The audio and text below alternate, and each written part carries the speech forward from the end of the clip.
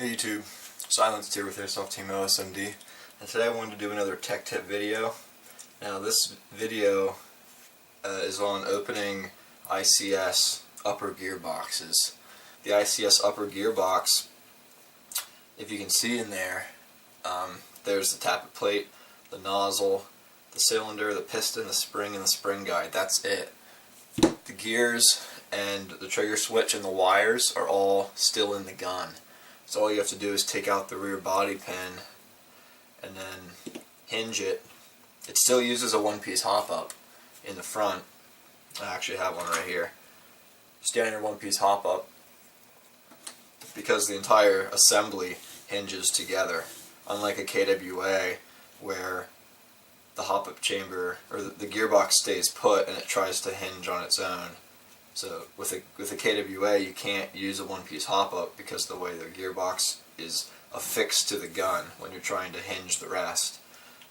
In ICS the whole upper hinges together because it's split, and then that means that it can take one-piece hop-ups, which is fantastic, and it also means that once you shim your lower gearbox you don't have to worry about doing anything if something up here fails, which 95% of the time if something fails, it's either your tappet plate or your piston. That's it. And everything else usually is pretty reliable. So I'm going to do a review I'm going to do my opinion on particular brands I recommend.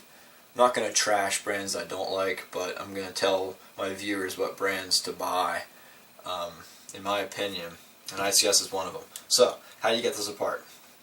It's pretty simple. You take out I guess there's 6 screws here, and then there's a metric 3 Allen wrench in the back. So, usually I'll take the Allen wrench screw out first. That stabilizes the spring guide inside there, which is important. Then I already pre-did this. There's just one left. Phillips. Take that apart. And if you saw my other video, you noticed that there's quite a lot going on. You needed a magnet. Sometimes you need things to clamp onto the trigger. You have to hold things a certain way. Literally for the ICS, all you need is a screwdriver to stick in the back. Same kind of idea. Index finger on the cylinder to hold it down, and then you just lift it up. See how I have it lifted? Pull the spring back, and there's literally nothing that can fall out. Here's your spring guide, here's your spring, here's your piston. It's all in frame, and then there's a spring that holds the tappet plate on, which allows it to return. You can take that whole assembly out. So here's your spring for the tappet plate. If I put that back real quick, you can see how it works. Tappet plate moves back and forth. Attached to the nozzle, so you can take those two off. Tappet plate and nozzle, all Tokyo Marui compatible. This is an SHS tappet. This is a Lonex MP5K nozzle, which worked great with ICS M4s. This is the cylinder and the cylinder head and the gearbox shell, and that's all there is. So if I wanted to reassemble it really quick, say my piston's stripped, so I have another piston waiting or ready to put in. So now this is a steel rack piston, so it's not going to strip, but this video is kind of short, or I'm hoping it's kind of short, so I'm going to reassemble it really quick. Because I'm going to have to do a separate video on standard version 2s. I did one already on how to open it. I'm going to do a tech tip on how to close it. But since this is such an easy process, I'll do it all in the same video. So this is how to open and how to close an ICS upper gearbox. So put the tappet plate and nozzle onto the cylinder head. The cylinder head, if you can see, there's a little depression or a little cast peg right here. That peg goes into the hole of the cylinder head. So as long as that's set up, the tappet plate sits in this groove here on the underside. It should be able to move in its track forward and back with spring tension when you push it back. There's so on the piston there's tracks here. These tracks the piston has to be able to go forward and back on its track.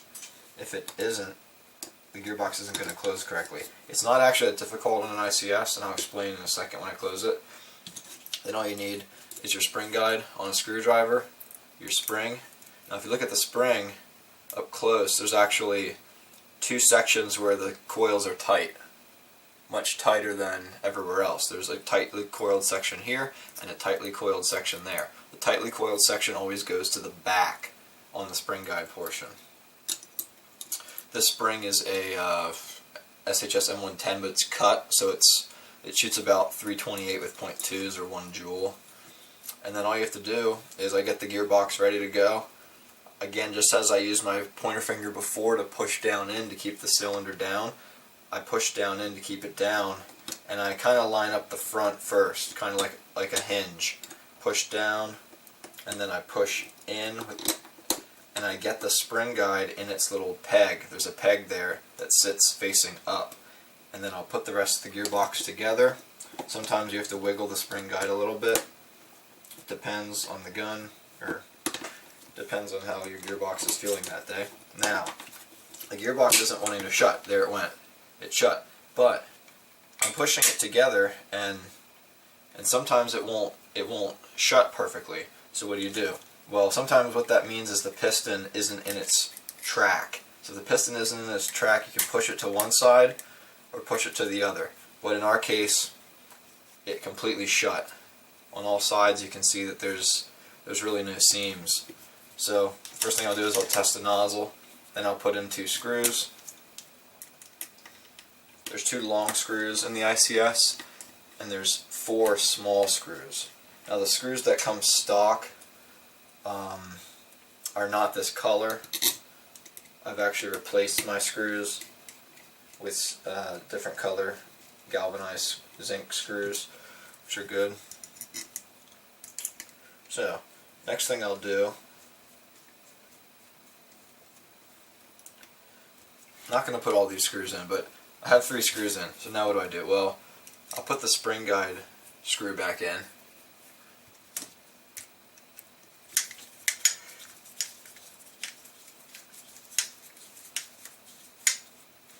I can do this a lot faster when I'm not explaining things. Now, to make sure it's going to function before I put it back in the gun, I can actually take a screwdriver and grab the piston on its first tooth and pull it. See how the spring is compressing? That's good, because what I can do is I can hold my finger over the nozzle, pull it back, and see how the piston stopped? That's a perfect air seal. The piston is moving very, very slowly. The shot would have long been out the barrel before that piston comes forward. So because the piston is virtually stopped, I can take my finger off the nozzle and the rest of the air got compressed. So I have a perfect air seal right there. So once I test that and the piston isn't too hard to push back, I know I'm done. Once I put my other screws in, I can put it back in the gun. So I just disassembled, swapped out a potentially failed part, and reassembled in, I don't even know how long that took, but it speaks for itself. So I mean, if you're going to have one gun, and all you have to do is keep a couple spare parts. Here's a spare piston.